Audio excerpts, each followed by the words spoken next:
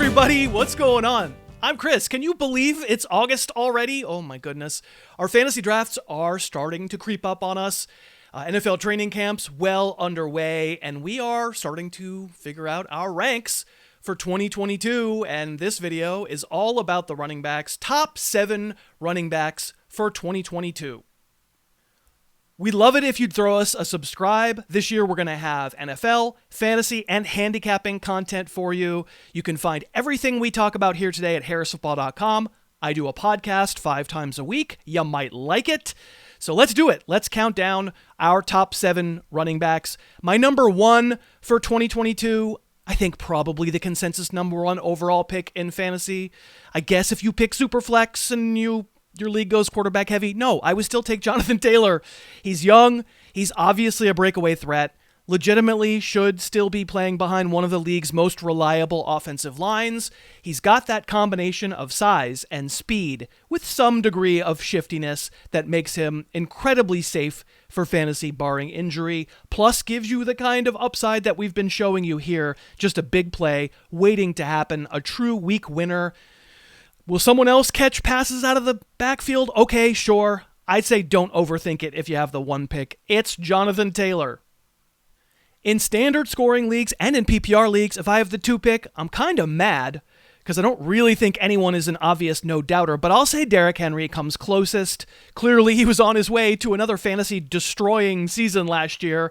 Through 8 weeks, Henry had 10 touchdowns and well over 1,000 scrimmage yards. Now, he does not fit the profile of the back that I tend to like. Yes, he's fast on the dead run. Once he gets up to speed, nobody's going to debate that, but he can be ponderous finding the hole. Through 8 weeks last year, Henry had 40 runs where he lost yardage, 14 more than any other running back.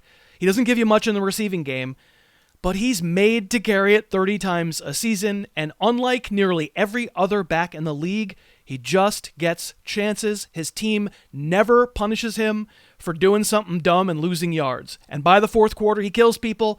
Through 8 weeks last year, Henry had 287 rushing yards in the 4th quarter. Second best was 168. I'm not questioning it. I would ride Henry. Hey, let me thank DraftKings for sponsoring our channel. They're such a great partner, and without them, there is no video today.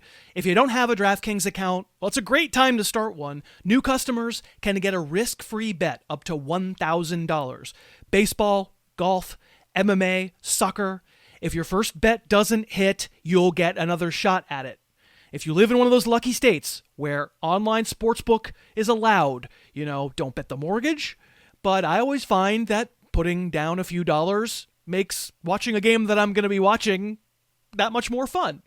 And DraftKings is safe and secure and reliable. So, download the DraftKings Sportsbook app now and use our promo code HarrisTube, make your first deposit, and get a risk-free bet up to $1,000. That's DraftKings Sportsbook. Get the app, and please do use that promo code HarrisTube.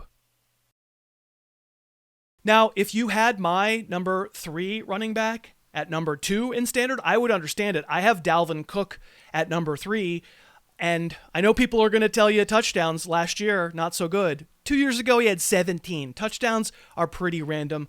Cook at 3 seems pretty safe to me. He missed 4 games last year, ankle, shoulder, and then also messed up his fantasy teams with a COVID game where they let him play, but he carried it only 9 times.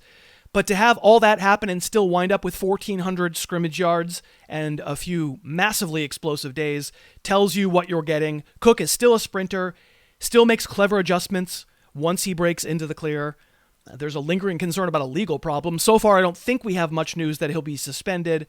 Over the last 3 years, the only player with more scrimmage yards than Dalvin Cook is Derrick Henry, and that's by 23 yards. And in that time, despite his disappointing touchdown season in 2021, Cook is 3rd in scrimmage touchdowns, so normally he will score. The Vikings are adapting to a new offense. The offense will be more like the Rams. And I don't care. No play caller in the world isn't going to use Dalvin Cook 20 times a game. At number 4, among standard league running backs, standard league, that's the key, I have Joe Mixon, a longtime favorite of mine. Finally, we got the season I've been saying was possible for 4 years. Finally, the Bengals improved, and Mixon showed that in a good offense, he's an absolute star. He's a tank, 220 pounds, tremendous agility for his size. His long speed isn't great, but it's not bad. And more than anything, the man stayed healthy for the first time in his career, basically. Now, I absolutely understand reservations on Mixon, as I do with just about every running back not named Jonathan Taylor. Mixon had the dream ride last year, but he'd never done it before. He has big competition for touchdowns in the passing game, and the Bengals seem inclined to always include someone else on third downs. But Mixon fits the bill as a rock-steady early first-round pick whose talent will make him Cincinnati's preferred option in high-leverage situations. And number 5, someone starts singing In the Name of Chubb. Standard, not PPR. Number 5 is Nick Chubb. In full PPR, Chubb is RB10 for me. The Browns rarely throw it to him. Last year he had 20 catches. But my God, as a running back, he might be my favorite in the league right now. The low center of gravity, absolute thunder he brings at 230 pounds, and the vision and the cutting ability to legitimately get through the first level of a defense on his own sometimes. There's obviously all kinds of drama in Cleveland's offense. We don't exactly know what it's going to look like for the entire season. The Browns will always include Kareem Hunt in their plans, which on the one hand is annoying week by week, but also season long maybe helps us keep Chubb a little healthier. I don't know. He did miss a couple of games with a calf injury last year and one with COVID. I think if he had a different kind of situation and the role was clearly more to himself, he might be the number 2 guy in standard on my board. But as it is, in standard, I have him as a top 5 pick. Number 6 on my standard league list, number 4 in PPR, I'm going right back to the bitchin' Kamara. We got word this week that Alvin Kamara's hearing for his assault trial has been delayed another 60 days, putting it at the end of September. And you know what?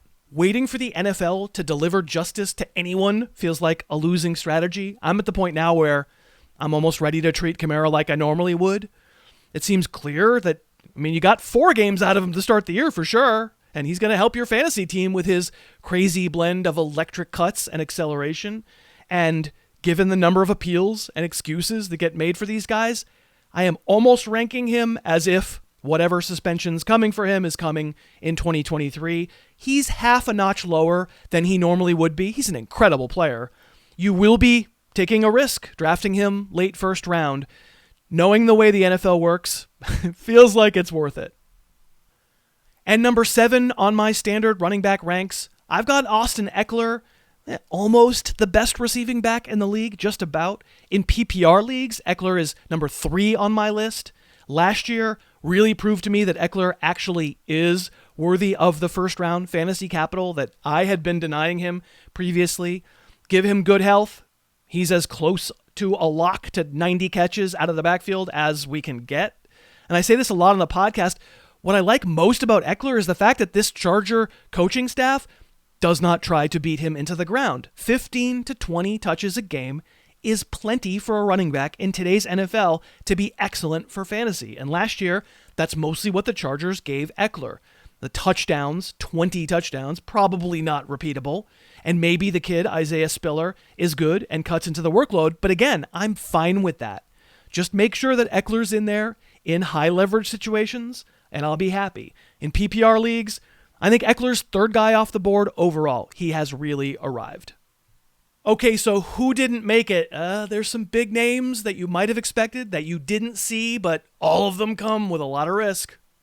Zeke Elliott wasn't in this top 7 video last year, and some of you yelled at me about it, but I don't think the Elliott that we saw from 2019 and earlier is there anymore. He doesn't look the same anymore, and now nobody is putting him close to their top 7. Oh, it's painful for me not to have Saquon Barkley in here. Grant him a full season of health. I think he's still the best running back in the league. He comes with incredible upside. You simply cannot see how these last 2 injury-crushed seasons have gone and endorse taking him in the first round anymore. It is just too much risk. I don't have Najee Harris in my top 7. Might not be popular. I have him RB9 standard, RB8 PPR. Caught a whole bunch of dump-offs from Big Ben last year and handled a huge workload. I think most arguments made in his favor will be of the who else is there? Variety. And, also the fact that the pass offense will be bad. And so Harris will soak up all the valuable touches. And I'm sure there's some truth to that. But I never want the main reason to draft a player in the first round to be that his team stinks. My problem is that I just expected Najee Harris to be great as a rookie. And I thought he was fine, but I did not think he was great. But of course, the most controversial name not in my top 7, Christian McCaffrey. Now, CMC is RB6 in my full PPR. He'd be ahead of Dalvin Cook, ahead of Joe Mixon, and definitely ahead of Nick Chubb. I fully understand that I will not be able to draft Christian McCaffrey at the place where I'm ranking him. And if he does another 400-touch season, I'm clearly going to be missing out. I simply do not trust Matt Rule, the Panthers coach, to do the smart thing with McCaffrey. I think he'll run him into the ground again. I know anyone among running back can get hurt, but the workload I think McCaffrey's going to get again is ill-matched to his size and his profile, so no thank you. Now, I am sure that a lot of you do not agree on Christian McCaffrey, and I'd love to hear why. Let us know down in the comments, or anything that you think we're getting wrong here. We'd love to hear your comments, or right. We always like those too. I can guarantee we'll give you those little thumbs up, like, checkmark things if you say we did a good job. Overall, we love doing this. We're going to be back next week with a top 7 wide receiver video, and we'll roll from there. Thanks so much for watching. Please do like and subscribe, and I will see you next time. Thanks so much for watching. Please, please, please smash that like button, write a comment, tell us who else you'd like to see us review film on, and of course, best of all, please subscribe to our channel and then click that little bell above the subscribe button and you'll be notified whenever we post a new video.